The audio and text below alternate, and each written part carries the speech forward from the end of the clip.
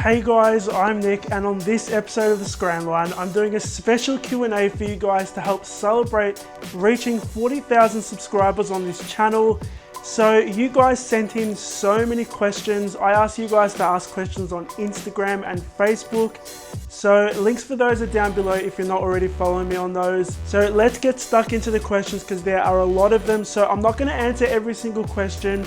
I'm going to answer as many as I can, but for those that I don't answer, I'm going to leave the answers on my website under the frequently asked questions section. What was the first flavor of cupcakes I ever made? So I don't remember, but it was probably either vanilla or chocolate.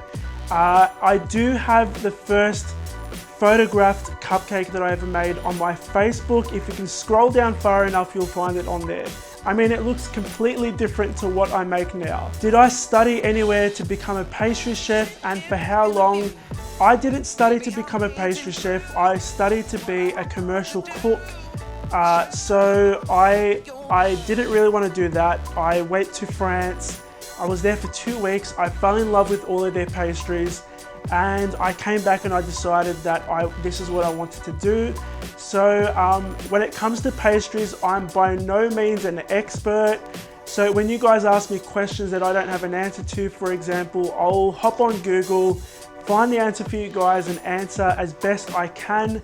And in return, I'm learning at the same time. So I'm not an expert on pastries. I just really, really love it. Why are you almost always wearing a black and white striped shirt? I mean, this one is not actually black and white. It's kind of like a navy and white. I love striped t-shirts, and I decided probably about a year ago that this is what I wanted to wear in every episode because it's easy. I've got lots of striped t-shirts. I just pop one on, and I don't have to think about what color I wore last time I was in the video. They're all striped t-shirts. Could I work for you? I don't have anyone working for me. So I do all of the filming and editing, photographing, planning, all of the cooking and everything on my own. I don't have anyone working for me at this stage, so no, you can't work for me. Are you planning to make vegan cupcakes? I have a couple vegan cupcakes and gluten-free cupcakes on my website and channel already, so go and check those out if you're after those. I am planning on making more. When that will be, I don't know. It's kind of like a when I feel like it type situation. Who would you like to make a cupcake for, famous or not? I'm going to choose someone famous because I love Beyonce. I would love to make a cupcake for Beyonce. So I am planning on making a Beyonce cupcake. Whether she's going to eat it or not, that's up to her. So if she's watching, and she definitely isn't, let me know. I will send the cupcakes your way. How did you decide to start YouTube? Did you have someone you looked up to and inspired you to start? Yes. I started YouTube by creating an account probably about 3 or 4 years ago, and the channel was very different back then. I was kind of experimenting with lots of different things, sweets and savory. All of those recipes are still up, and it took me a while to figure out that cupcakes is what I want to do. And so that's what the channel has become now. But there was one YouTuber who did inspire me to start my own channel. So that was Laura Vitale. If you guys haven't heard of her, she is a Italian-American YouTube cook, and she makes really, really nice recipes. So I watched her for probably about 4 years before I started the Scran Line, and it looked like so much fun. I thought, you know, I'm going to do this as well. So I started the Scran Line. What do I do with all of the leftover cupcakes? This is a question I get asked nearly every single day. So if I do eat some of the cupcakes. I mean, every time I make a cupcake, I don't always eat a cupcake. I might eat a cupcake here and there. I do taste here and there as well. But most of the time, the cupcakes will go to family and friends. We've got next door neighbors that are more than happy to have them. If the cupcakes stay on the bench too long, sometimes I photograph the next day, or I'm not quite finished with them. They go a little bit stale. our chickens in the backyard are more than happy to have them. What is your favorite cupcake flavor? Red velvet, hands down. Delicious moist cupcake with cream cheese frosting, which is my favorite. There is no better cupcake. Will I be publishing a book with all of my recipes? I don't read cookbooks, so I don't see the point in making one. If enough of you guys want a cookbook, I might consider making one, but I'd actually like to come up with something a little bit more cleverer than a cookbook, because everyone makes a cookbook. So I don't want to make something that's just going to go onto a pile with a whole bunch of other cookbooks. I want to make something special for you guys. Would you tour to other countries and do classes? Yes, I would like to do that this year, but it will be probably in Melbourne and Sydney. Next year, I would love to tour some major cities like London, New York, I don't know, some other cities. If you've got a city that you want me to visit, leave a comment down below.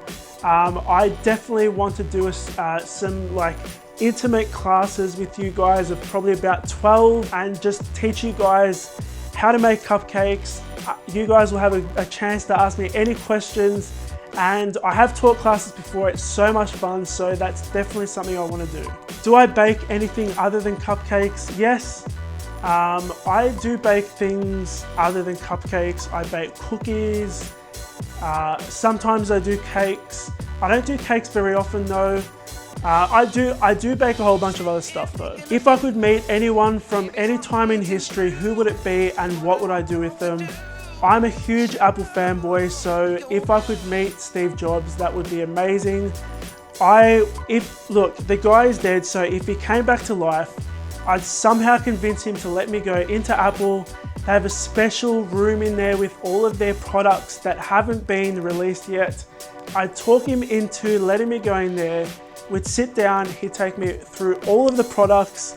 I get to meet everyone and it would be amazing and it would be the best day ever.